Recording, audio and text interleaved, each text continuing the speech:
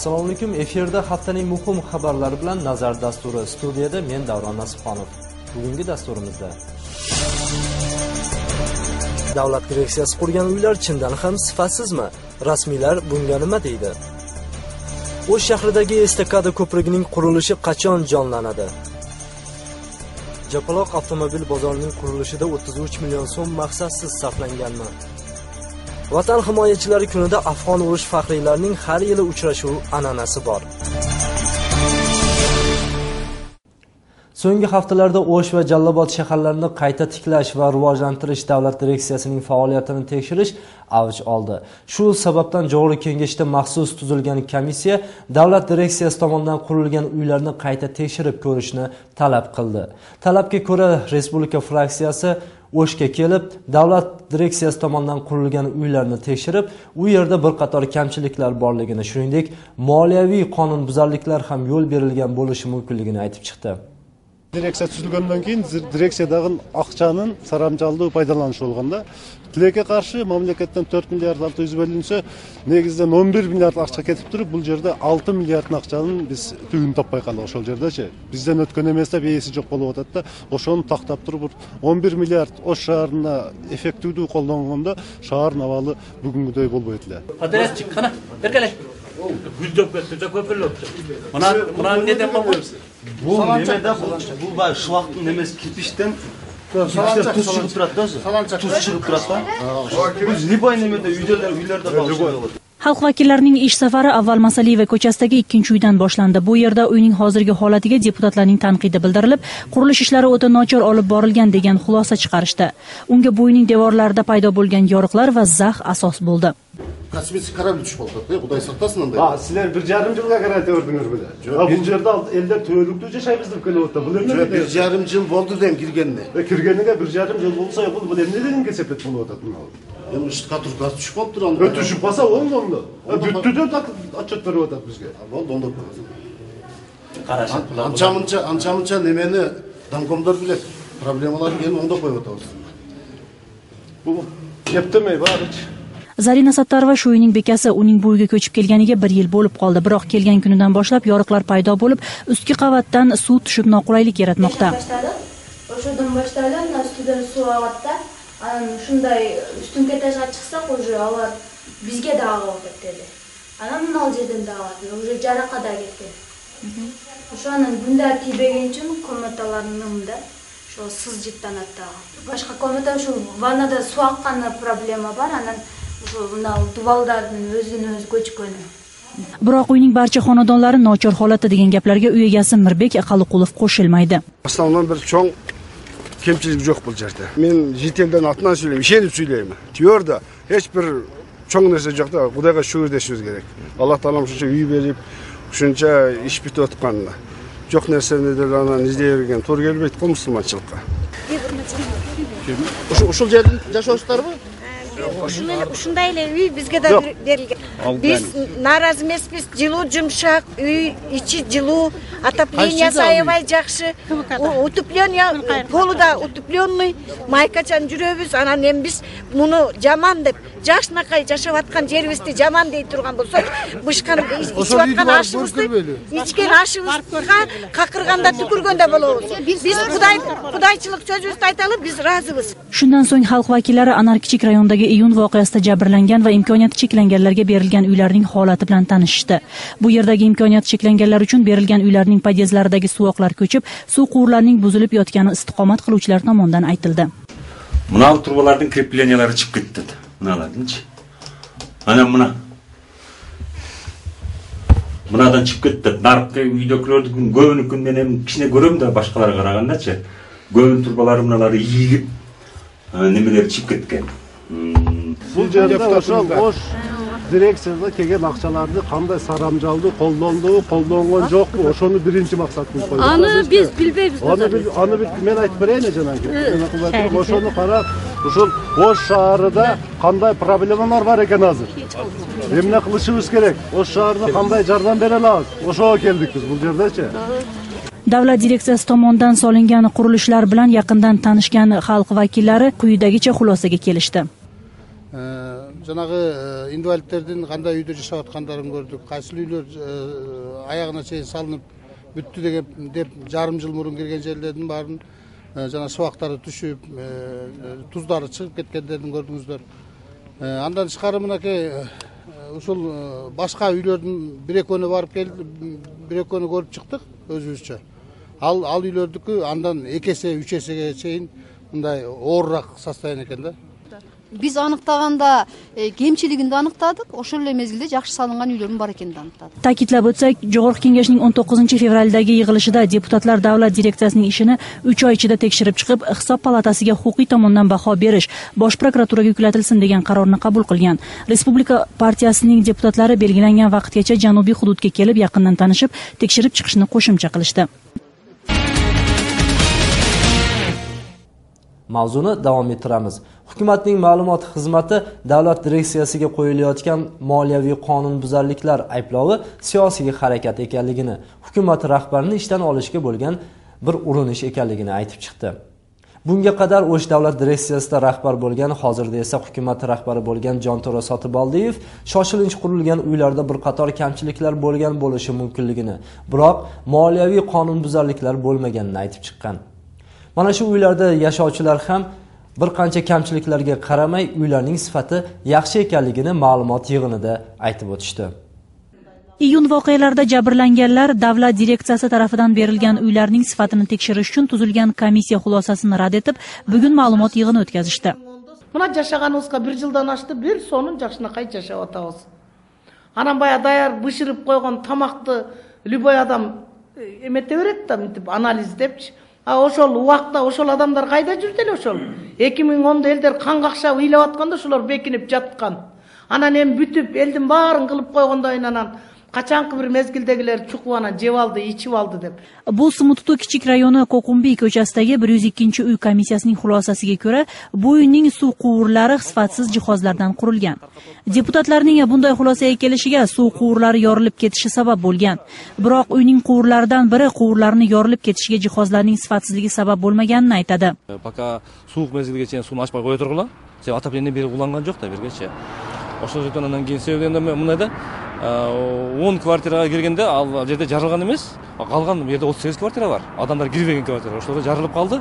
Себеби баягы бир киши бала сууну ачпа десе болуп ачып койгон экен да. Система таркап кеткенден кийин анан баягы тоңот да.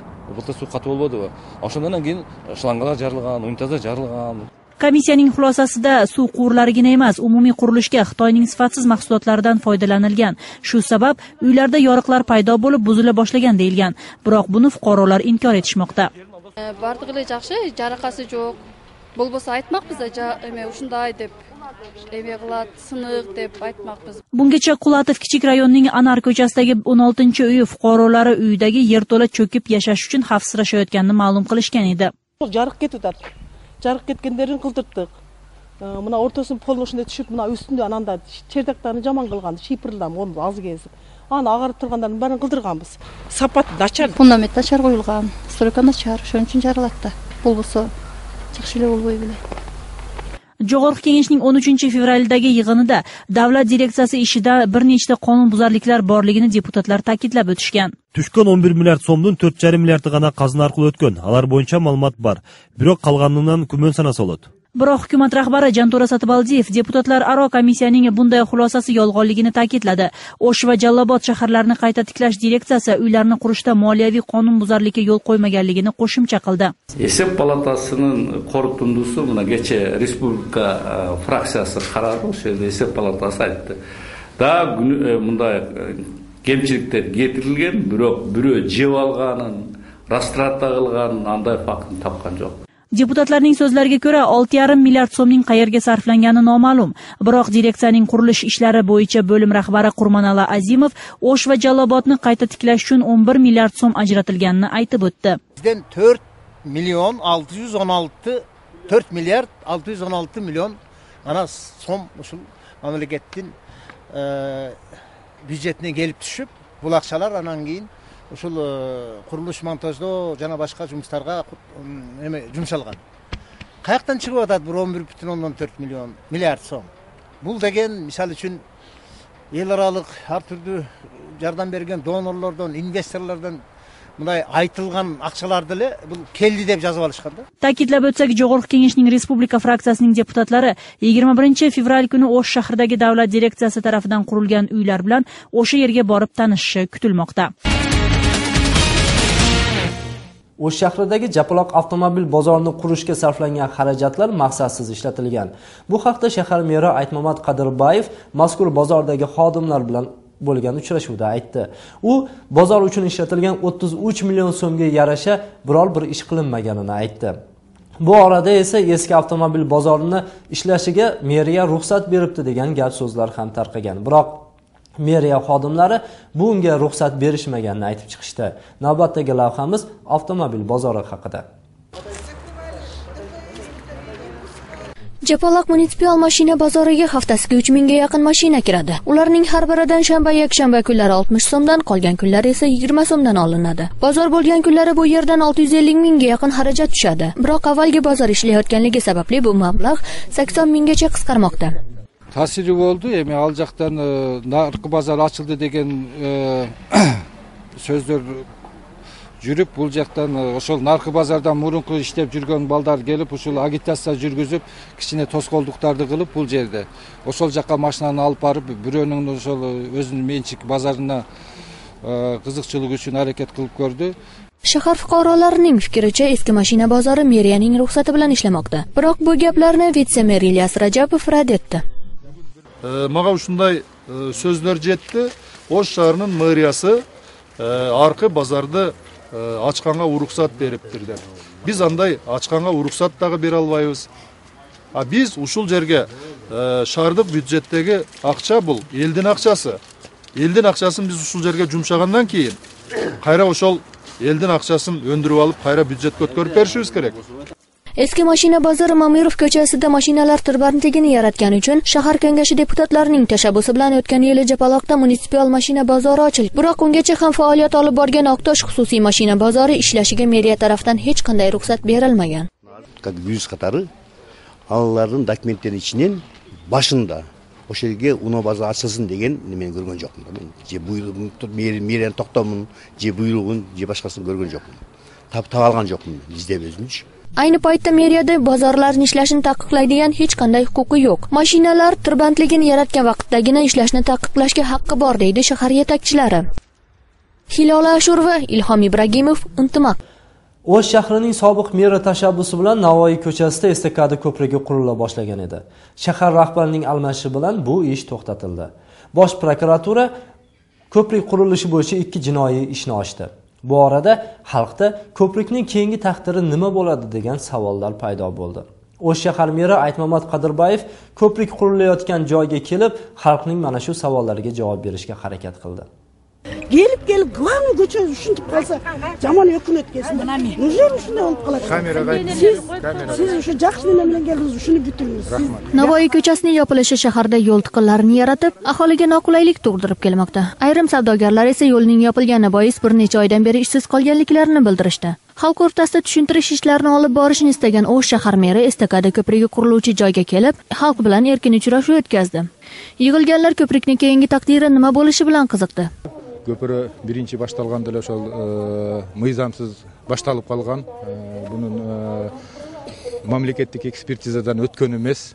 Бирок бүгүн биз адистер менен бүт баарыны изучать этип, ошолордун корутундусун күтүп жатабыз. Биз азыр жакынкы ортодо өзүбүздүн оюбузду мындан аркы бул көпүрөнүн тагдыры кандай болот, биз сиздерге билдиребиз. Бул жөнүндө көпүрө бирок курулат, бүтөт. Yangi ko'prikning loyihasi ham, sarflanuvchi xarajat miqdori ham hozircha noaniq. Ayni paytda buni ustida mutaxassislar bosh qotirishmoqda. Эгерде жаңы проект болсо бөлөк тендер өткөзүлөт. Жаңы проект болсо. Эгерде ушу менен ушул проектти кыскартып эбетат болсо, автопроекттер согласие берет болсо, техническое решенияга ушу эме иштей берет да өздөрү. Shuningdek, 22 fevralda Atamekan fraksiyasi ko'prik qurilishining to'xtab qolish sabablarini O'sh shahrida o'tkaziluvchi ko'chma yig'inda ham muhokama qilmoqchi. Eslatib o'tsak, o'tgan yilning kuzida boshlangan ko'prikni qurilishi bo'yicha 2 jinoyat ishi qo'zg'atilgan edi. Hilola Ashurova, Aybek Bedelbekov, Intimaq. O'tayotgan haftada Jo'g'ri Kengashning Atamekan fraksiyasi zakot bo'yicha o'zining kutilmagan bir taklifini ilgari surdi. Davlat tomonidan an'anaviy dinlarni qo'llash deb nomlangan mazkur loyihaga ko'ra, endi har bir o'zini musulmonman deb bilgan Qirg'iziston fuqarosi har oyiga 50 so'mdan zakot puli to'lashi kerak bo'ladi. Bu loyihani qo'llaganlar bilan birgalikda loyihaga shubha bilan qaraganlar ham paydo bo'ldi. Batafsil navbatdagi lavhamizda. Islom mamlakatidagi ideologiyaning negizlarining biri bo'lishi kerak deb hisoblaymiz. Tadbirda Qirg'iziston din boshqarmaligidan fuqaroviy jamiyat vakillari, Jo'g'ri Kengashning deputatlari qatnashdi. Atamekan fraksiyasi taklif etgan loyihaning asosiy qismi bu yangi zakot masalasi bo'ldi. Loyihada endi har bir musulmon fuqaro oyiga 50 yoki undan ko'proq summani o'z ixtiyor bilan zakot qilib berishi ko'rsatilgan. Bizning hisobimiz bo'yicha 15 million dollar ақша жиналышы мүмкін. Бұл жылына бұл 500 миллиондан 700 миллион сомға чейінгі ақша. Бұл айылдардағы мечіт молдардың айлық бергенге, ең негізгісі дин илімін өркендеткенге, жоғарғы дини оқу жайларындағы білімнің сапатын жоғарылатқанға, еліміз үлделерді жүргізгенге бағытталады. Қырғызстан Орта Азияда башқа өлкөлерде динді біраз өгейлеп қысынтып тұрған малда Qirg'iziston usul din cho'rasining liderine aylanish kerak. An'anaviy dinlarni qo'llash loyihasi bo'yicha zakotni soliq xodimlari yig'adi. Sarf prinsipi ixtiyoriy. Davlat ixtiyoriy turda viznoslarni yig'ishgagina yordam beradi. Biroq tinglovga kelganlar bu masalada davlat manfaati nimada ekanini so'rashdi. Yordam bersa, ana mamlakatda bir to'plab bergandagi jönüle to'plab bermesi kerak. Adamlar әрдайым өзінің мұсылман екенін естіп, мечітке мындай бара бермейді, бірақ төлеп, жанынан біреу келсе төлеп қойғанға мақұл. Біреу өзі атайын барып, мындай төккенге мойындары жар бермейді да. Біз ошол шайлоочуден мұсылманға шарт түзүп берелик деп атат. Yig'ilgan pullarni hukumat din boshqarmaligiga o'tkazib beradi. Kadr tanlash, ularga oylik berish ham ularning bo'ynida. Ammo fuqarolik vakillari bu qonun loyihasining kamchiliklari ham borligini aytishdi. Mamlakat emne sebepten qo'ldogan atat bu dinler, salto dinlerdi deb aytib o'tadi. Misol uchun tushunuvchilik, xizmatdoshlik, үй-бүлөні қолдоо, коомдогу адеп ахлакты өнүктүрүү жана башка принциптер үчүн қолдогон атат деп атат. Ошол эле учурда ушул нерсени дин аткарбаса кандай болот? Диндин аткарбай жатканын кайсыл жерден көзөмөлдөйбүз? Кайсыл мыйзам тастыктайт? Muhokamada qatnashgan Qirg'izistonning sobiq muftiysi Chubag'aji Jalilov bu qonun loyihasi biroz kechikib ko'tarilayotganini aytdi. Uning fikriga ko'ra, loyihada ko'rsatilgandek davlat ularning ishini nazorat qilmasligi kerak. Albatta din boshqarmachiligi qaraydi dagы, ошол кайсы критерий окутулуш керек, багыт кандай кетиш керек маселесин дагы ошол дин башкармалык өзү карайт. Мына ушундай себеп дегенде бул жерде дин эркиндик болуш керек, анда биздин баш мыйзамдагы жана диний эркиндик кайсы бир деңгээлде чектелип калышы мүмкүн да. Ал нерсеге биз жол бербейт элек. Loyiha muallifi Umurbek Tekebayevning aytishicha, bu loyihada qishloqdagi har bir din xodimi maosh olgandan so'ng turli ma'rakalarda xolis xizmat qilishadi. Siz janoza o'qisak, ақшалы. Biz aytamiz, janozani bundan keyin bekor o'qiymiz. Bu bizning bildik. Ana nechun bo'ldi? Tege kimil o'tganda tutib o'tish kerak. Ölse жұмыс табылды деп сүйініш керек. Бұл динде пасқа ұрады, бұл молданың авторитетін кетіреді. Молданың шылдыңды айтады, бұлардың еңсегені өлім дейді. Hozir jamoat tinglovidan keyin qo'shimchalar bilan loyiha Jo'g'ri Kengashga taklif etiladi. Davron Nasibxonov, Aybek Bedelbekov, Intimaq. O'sh shahridagi Qurbonjon Dodxo kichik rayonida joylashgan skver bu hududda yashovchilarning yagona dam oluvchi yashil maydoni. Biroq hozir qurilish ishlari sababli bolalar bu o'yingohlardan ajrab qolgan. Bu yerning yashovchilari hududda ko'p qavatli uylar, restoran, choyxonalar qurilishiga norozi. Biroq avvallari bu hududlar qarovsiz va tashlandiq edi degan odamlar ham yo'q emas. O'sh shahar arxitektura boshqarmaligi esa bu hududlar bir paytlar munisipal bo'lgani bilan hozirda xususiy mulk sifatida 5 yil avval sotib yuborganini aytishmoqda. Batafsil navbatdagi lavhada. Xalq tili bilan Yugovostok deb ataluvchi kichik rayondagi ko'p qavatli uyning yashovchilari ular dam olib yurgan yerlarda qurilish ishlari boshlangandan norozi. Ular hududdagi yolg'iz dam olish skveriga bemalol kirib chiqa olmay qoldik deyishmoqda. park эле студенттер ушул жерге парк кылып анандай көчөттөрдү отургузуп ушундай парк кылган. Ошо паркты балдарыбыз ушу канча дом турат, ушу домдордун бардыгы балдары ушул жерге чыгып эс алып ойнойт эле, өзүбүз ham кичине отурат элек. Азыр тосуп алды. Боптур дедик, тосуп алды, боптур десек, эми чекесин бүтүн тосуп, эми платный кылып койду буягын. Dam olish bog'iga bunga qadar kafe, choyxonalar qurilgan. Skverning bir tarafi to'liq to'silib, 10 qavatli uyning qurilishi bitish arafasida. Yashovchilarning bildirishicha, maydonning qolgan qismlariga ham ko'p qavatli uylarning qurilishi rejalashtirilgan. Aholi dov-daraxtlarning kesilib, skverdan asar qolmayotgandan xafa. Ayta olmayman, biroq kimga, misol uchun bizga, misol uchun baldarıma жакшы эле. Ошол жерге барып ойноп келе турган, misol uchun парк болсо жакшы эле. Анан кийин boshqa bunday e'me bera olmayman, kommentariy bera olmayman. Aholi es oluvchi park bo'lgan bu maydonda xususiy qurilishlarni amalga oshirish qanchalik qonuniy? Bu savolga javob izlab o'sh shahar qurilish hamda arxitektura boshqarmaligiga bordik. Biroq boshqarmalik rahbari xizmat ta'tilida bo'lgani bois ma'lumot olishning iloji bo'lmadi. Mazkur boshqarmalikning rahbari Nurbek Bayetov avvalroq ayni mavzuda Azotga bergan intervyusida bu yer 5 yildan beri xususiy mulk ekanini aytgan. Skver turgan yer soyuz vaqtida, undan keyingi paytda ham davlatga qarashli bo'lgan. Biroq 5 yil avval hujjatlarga ko'ra xususiy mulkka o'tib ketgan. Meni bilishimcha bir odamga emas, 5-6 odamga tegishli.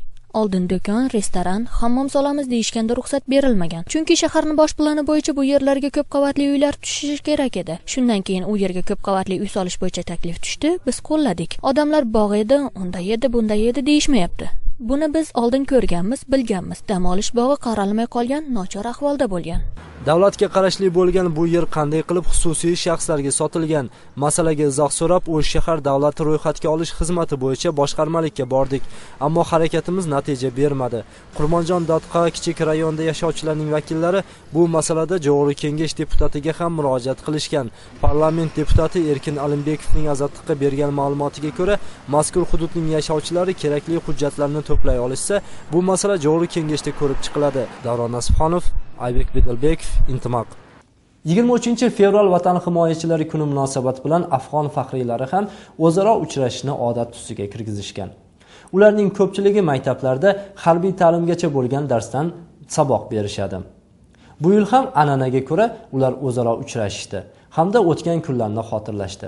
Oblastning turli hududlaridan kelgan afg'onchilarga qimmatbaho sovg'alar hadya etildi. 1985-yilning 23-aprelda To'xto'sin Rayqulov 18 yoshda Afg'oniston urushiga yuboriladi. U urush maydonida bir umr xotirasidan ketmaydigan kunlarni ko'radi. Chin narsam, menda qo'rquv sezimi yo'q edi. Endi anan qaytpay qolamiz degan kunlarda bo'lgan. Umidni uzganmiz, to'g'risini aytish kerakda. To'xto'sin Rayqulov o'zi o'lim bilan yuzlashgan kunlarni kelajak avlod ko'rmasligini tilaydi. Snaryadni atganda men ko'zimni ko'rib turgan по счастью случайности лишь состав 70% ошондо клубда отурушкан солдаттарчы. Баягы киномеханиктин аппараты бузулуп калып эле счастью случайно bir 10-15 адам калганда, эгерде киномеханиктин аппараты бузулбаганда 70% лишь состав жок болуп кетмек. Ayni paytda To'xto'sin Rayqulov Novqat rayoniga qarashli Ergashev maktabida o'qituvchi bo'lib faoliyat olib boradi. Biroq to'g'ri tarbiya berish kerak-da ballargacha. Bizning ballarda qaytmaydi. O'sh oblasti hududida qahramonimiz kabi afg'on o'qituvchilari soni 38 nafardir. Ular har yili 22-fevralda uchrashadilar. Uyushtiruvchilik vazifasini oblast bilim berish xodimlari profsoyuz komiteti o'z bo'yniga olgan. Çoğultup bir söylöşüp sizlerden den solununuzu bilip koyuldu deb odatga aylantıp, tradisiyaga aylantıp, şuntip to'xtab o'tamiz bizning tarmoq. Onun üstüne bu yıl sizlerden, sovetlik askerlerden şu Oğan jerinden çıqqanına 25 yıl bolup, bunday tatalı yıl bolup o'tadi. Oşoндуктан men жалпы bizden oblast komitetten atынан, anın prezidiumundan, жалпы профсоюз мүчөлөрүнүн атынан сиздерди ушул майрамыңыздар менен куттуктап коюуга уруксат этесиздер. Oblastlardan kelgan afg'oncha ustozlarga 25 yillik bayram munosabati bilan pul mukofotlari topshirildi. To'xto'sin Rayqulovich. Atab etgan xizmat bilan Tadbirda ishtirok etgan afg'on urushi qatnashchilarining ko'plari maktablarda harbiyga tayyorlash darslaridan bilim berishadi. Ular bugun urush tugab g'alabaga erishgan kunlarini xotirlashdi. Umida Mirzabayeva, Aybek Bedilbekov, Intimaq. Bu dastur orqali haftaning muhim xabarlariga birga nazar soldik. Keyingi haftada yana yaxshi xabarlar bilan uchrashguncha xayr, sog', omon bo'ling.